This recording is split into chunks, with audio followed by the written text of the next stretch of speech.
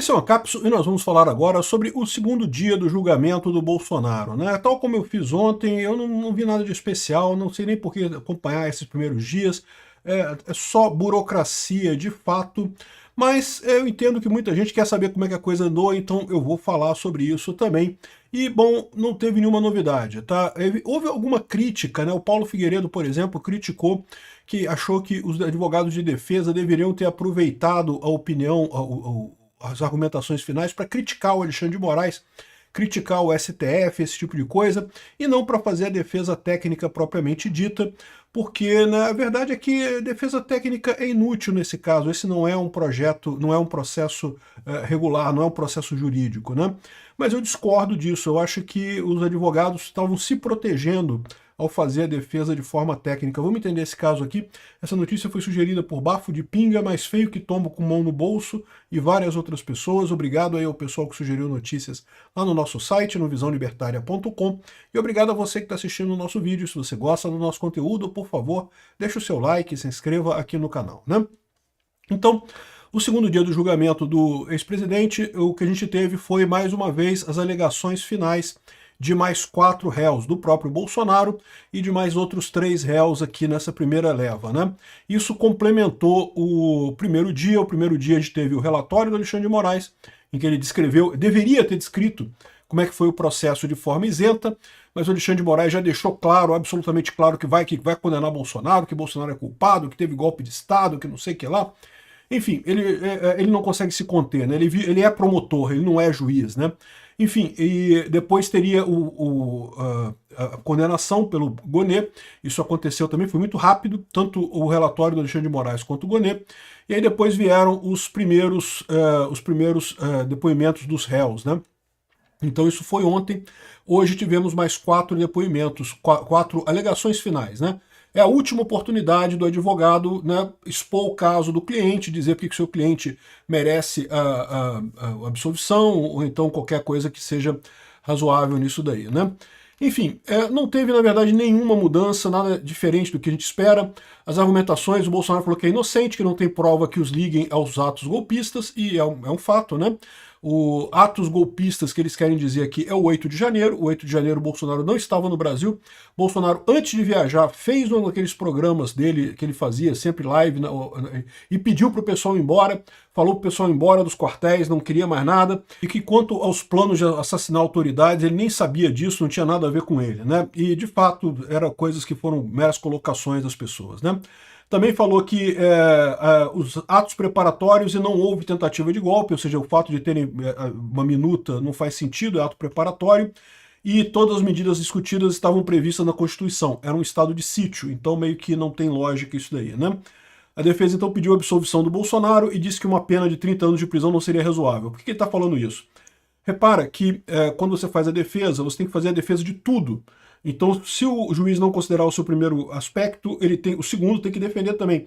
Então você defende tudo. Então, primeiro ele falou que não tem ligação nenhuma, coisa e tal, e pediu absolvição. Mas, se o juiz considerar que isso absolvição não é verdade, ou seja, vai condenar ele, então também que 30 anos, que foi o quanto o Gonê pediu, não seria razoável, também teria que ser menor a duração da pena, né? Enfim, de novo, foi uma defesa técnica, né? Isso foi uma coisa que algumas pessoas não gostaram, esperavam que os advogados fossem mais prolixos, que falassem mais para o público e não como uma defesa técnica. Mas qual que é o problema que acontece nesse momento, né? Depois que teve os depoimentos lá com o STF, muito provavelmente o pessoal do STF ameaçou os advogados do Bolsonaro, os advogados de defesa, por questão de defesa técnica e defesa midiática. Isso existe, tá? Se o advogado começa na defesa a invocar coisas fora do processo, não faz uma defesa técnica, ele pode ser sancionado pelo juiz, ele pode sofrer consequências ele próprio. Então, o que eu imagino que aconteceu foi isso, tanto que todos os advogados foram na mesma linha, e ao contrário dos depoimentos que aconteceram algumas semanas atrás, que a gente acompanhou aqui, foram todos muito técnicos, muito focados mesmo em fazer a defesa técnica, né? Ou seja, eram os advogados se protegendo, eles próprios ameaçados pelo Alexandre de Moraes, eu não tenho dúvida nenhuma disso.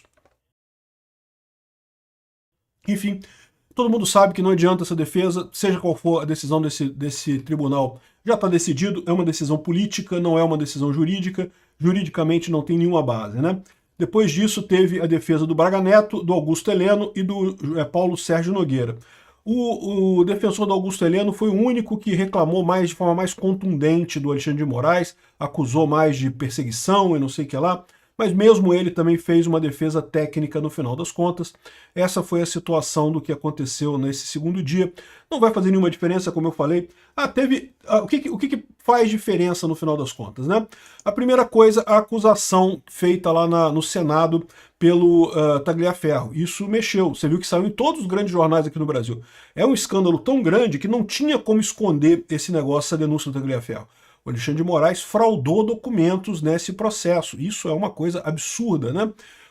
Tanto que o Alexandre de Moraes rebateu ele, tá? Respondeu, né? Lógico que a resposta é aquela resposta protocolar. Ele disse aqui, ó, o gabinete do ministro Alexandre de Moraes esclarece que no curso das investigações, nos termos regimentais e não sei o que lá, não houve nenhuma atividade ilícita, não teve nada de errado, não sei o que lá, os relatórios descreviam postagens ilícitas de maneira objetiva e não sei o que lá, vários relatórios foram juntados e não teve nenhuma irregularidade, está tudo certo, tudo regular e oficialmente nos atos. Ou seja, simplesmente falar que não tem nada disso. Sendo que o Tagliaferro mostrou claramente um documento com a data do dia 22, mas que no metadado do documento fala que foi criado no dia 28.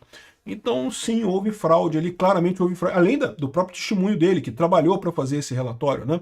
Ele teria feito esse relatório, segundo ele, a pedido do Alexandre de Moraes. Então, isso daqui que eu acho que é mais importante, no final das contas, para encurralar o Alexandre de Moraes, para deixar claro a questão do quão político, quão perseguida é esse julgamento, né? Como colocou aqui o pessoal do Estadão, o Moraes passou de relator a acusado no meio do julgamento do Bolsonaro. E é verdade, porque o que ele fez foi extremamente grave nessa história, né? E bom, e a saída dessa coisa toda, como eu já falei para vocês, do ponto de vista jurídico não tem o que fazer, a decisão vai ser política, de novo, eu disse para vocês já várias vezes isso. Há 2 meses atrás eu não tinha dúvida que o Bolsonaro seria condenado. Eu sinceramente não sei, mas vamos ver o que vai acontecer na votação. A votação vai ser no dia 9 e 10, ou seja, vai ser na terça e quarta-feira da semana que vem. E como eu disse para vocês, é muito importante que esse julgamento é um julgamento político, então é muito importante que seja grande a manifestação no dia 7 de setembro, lá, vai ter em vários lugares do Brasil, aqui em Copacabana vai ser ali na Avenida Atlântica, eu vou estar no posto 5, geralmente não é no posto 5 não, está um pouco separado ali, mas eu costumo esperar o pessoal no posto 5, aí depois do posto 5 eu vou para onde é a manifestação lá junto com o pessoal. Então, no dia 7 de setembro, às 11 horas da manhã, eu vou chegar às 11 horas da manhã lá no calçadão ali. Quem quiser se encontrar lá, a gente vai estar ali no posto 5. Né? Dali a gente vai caminhando até onde for a manifestação e participamos da manifestação lá. Né? E, bom, é muito importante que seja grande para a gente botar pressão política nesse pessoal. Eu acho que é o mais importante de tudo. Porque a solução que tem aqui, ou os outros ministros vão botar a mão na consciência, perceber o absurdo que estão fazendo, o buraco que estão jogando o Brasil e voltar atrás nessa coisa toda, ou a gente vai ter que sair pela anistia, tá? A anistia está muito forte, tá? Parece que na Câmara já está tudo certo. O Tarcísio foi fundamental nessa história, ele foi na Câmara, convenceu o pessoal a votar. O Tarcísio, por que o Tarcísio tem essa força? Porque muitos deputados sabem que o Tarcísio tem uma chance enorme de ser eleito ano que vem presidente da República. Então muitos deles querem ajudar o Tarcísio agora. Lembra, o poder atual seu depende do seu poder futuro. O Lula, por que os partidos estão saindo da base do Lula? Porque já estão vendo que o Lula ano que vem não vai conseguir se reeleger. Então, por que eu vou ficar com esse cara aqui, obedecendo esse cara aqui, se ano que vem ele não vai ter poder mais, né? O Tarcísio é o contrário. Eu vou ajudar o Tarcísio agora porque ele vai lembrar do meu nome. Ano que vem, quando ele for presidente, ele vai lembrar do meu nome. É assim que funciona o poder. Então o Tarcísio foi lá, impôs o nome dele, colocou isso, e olha, não foi por pouco não, tá? Porque o pessoal da oposição ficou chateado aqui. Parlamentares querem Tarcísio investigado por suposta obstrução ao articular anistia. Não preciso nem explicar para vocês que isso aqui é uma idiotice completa, que não tem lógica nenhuma. Você articular anistia é direito de qualquer político, ele não está fazendo nada para obstruir o julgamento do STF. O STF está fazendo o julgamento conforme quer. Agora, a anistia é prerrogativa do Congresso. A anistia é prerrogativa. Então ele está fazendo a prerrogativa dele, é direito dele fazer isso, né? Mas, dada a situação que nós estamos vivendo no Brasil, em que a lei meio que é o que está na cabeça do Alexandre de Moraes, não importa a Constituição, não importa a lei, não importa nada, não deixa de ser um risco que o Tarcísio está correndo aqui, e eu quero chamar a atenção para vocês, ele está correndo esse risco para ajudar Bolsonaro, tá? E conversou com Malafaia, conversou com um monte de ministros do STF, e daí eu falo para vocês, olha só, a importância dele manter a porta aberta com o STF. Muita gente quer alguém para brigar com o STF, não, tem que bater, tem que brigar, tem que botar na cadeia, coisa e tal. A gente vai chegar lá, cara, calma, a gente vai chegar lá. Deixa a gente empatar esse jogo primeiro para virar depois. É importante o Tarcísio manter um bom contato com o pessoal do STF, inclusive com o Alexandre de Moraes. O Tarcísio tem cacife para conversar até com o Alexandre de Moraes. Então é ótimo, isso é excelente. Não tem outra saída que não seja uma negociação desse tipo. E o Valdemar da Costa Neto também diz que já garante votos para aprovar anistia para a Câmara. A impressão que dá é que a Câmara já jogou a toalha, tá? Tanto que o Lula já almoçou com o Alcolumbre e o Alcolumbre saiu depois do almoço com o Lula dizendo que vai construir um projeto alternativo à anistia que não contempla Bolsonaro e não sei o que lá e coisa e tal. Ou seja, sabe lá quantos milhões de reais que o Lula deu para o Alcolumbre para sair com essa história toda aqui, para ele tentar barrar no Senado essa coisa. Essa pauta da anistia não vai ser fácil de aprovar não, tá? Na Câmara, eu acho que passa agora. O próprio pessoal já fala aqui, ó, em determinado momento o pessoal já fala aqui que está vendo o ambiente adverso aqui, ó. Planalto vê cenário adverso na Câmara. Cresceu muito com a entrada do Tarcísio às negociações pela anistia. Na Câmara, a proposta de anistia geral, ampla, geral e restrita. O texto já conta com o apoio do PL, Partido de Bolsonaro, Republicanos, União Brasil, PP e parte significativa do PSD. Então, ou seja, a percepção do Palácio do Planalto é que a situação na Câmara hoje já era. Vai ser aprovada a anistia na Câmara. Então eles querem barrar no Senado. E eu não sei se vão conseguir barrar no Senado ou não. Por mais que o Alcolumbre esteja fazendo essa coisa toda aqui. Não, porque vão aprovar um projeto que vai ser um projeto que só dá uma diminuiçãozinha de pena e não sei o que lá e resolve os problemas. É lógico, o Alcolumbre vai ser muito pressionado para isso, mas ele não tem jeito, isso vai passar no Senado também, porque tem uma pressão muito grande. Tal como a gente teve que fazer uma pressão enorme para isso passar na Câmara, vai ser necessário uma pressão muito grande para isso passar no Senado. Então é isso que está acontecendo, eu tenho certeza que vai fazer. É porque a pressão no Senado não começou ainda, por isso que o nhonho aqui do Alcolumbre ainda está falando essas coisas aqui, né? E, de novo, aí vai ter dificuldade do Lula. O Lula vai vetar, certamente, mas não vai vetar de primeira. Porque se ele vetar de primeira, a coisa é mais rápida, é só o Congresso derrubar o veto. Ele vai esperar os 45 dias que ele tem para decidir o veto ou sanção de uma lei, e vai vetar no último dia. Depois disso, o Congresso pode derrubar o veto dele, e aí certamente essa questão ainda vai ser judicializada, ainda vai para o STF, mas aí é o que eu falo para vocês. E mesmo que o Alexandre de Moraes continue dobrando a aposta e condenando o Bolsonaro e votando contra e não sei o que lá, e seja acompanhado por alguns ministros, eu acredito que a maior parte dos ministros vai fazer a coisa correta e vai jogar a toalha. Vai falar, não, é um absurdo, coisa e tal, mas a Câmara aprovou, é prerrogativa deles, então beleza, tá valendo a anistia. Então eu acho que é esse que é o caminho que a gente vai ter, né? A dúvida é se a gente vai precisar desse caminho todo ou se o STF, percebendo que está encurralado, que não vai adiantar de nada esse negócio dele. Porque, veja, qual que é o problema do STF nesse negócio? O problema do STF é que eles querem convencer a sociedade brasileira que é proibido ser bolsonarista. Ser bolsonarista é o mesmo que ser golpista. É o que eles querem impor como ideia na sociedade brasileira. E eles estão vendo que não vão conseguir.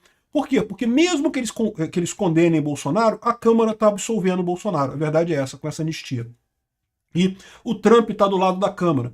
Então, ou seja, no final das contas, o que vai acabar terminando essa coisa toda é sem conseguir fazer o que eles esperavam, que é o consenso social de que Bolsonaro é uma pessoa inválida. Bolsonaro não pode ter nada, não pode participar da política brasileira, e eu acho que é possível que Bolsonaro ainda esteja inelegível ano que vem, mas certamente Bolsonaro vai voltar mais adiante e as coisas vão se ajeitar aqui no Brasil. Por quê? Porque a tendência é essa, né? O mais importante nessa história toda a gente tem, são corações e mentes dos brasileiros. O povo brasileiro não quer mais a esquerda, não quer mais o Lula. Tá vendo os absurdos que o Lula e o Alexandre de Moraes estão fazendo. É questão de tempo para esse pessoal ser chutado para a margem da história. E aí, nesse momento, a gente vai começar a falar em punição pelos atos absurdos do Alexandre de Moraes. Ele tem que ser punido por isso, eu concordo. Com o devido processo legal, com todo o direito de defesa, com um processo que vai levar muito tempo para ter toda a produção de provas adequada e coisa e tal, sem nada de apressar, sem nada de correr, mas ele vai ter que responder por isso lá da frente. Obrigado por assistir o vídeo até o final. Além de curtir, compartilhar e se inscrever no canal, considere se tornar patrocinador com valores a partir de R$ 1,99. Clique no botão Seja Membro abaixo para saber as condições e vantagens de patrocinar o canal. Mais informações sobre o nosso projeto, visite nossos sites indicados na tela.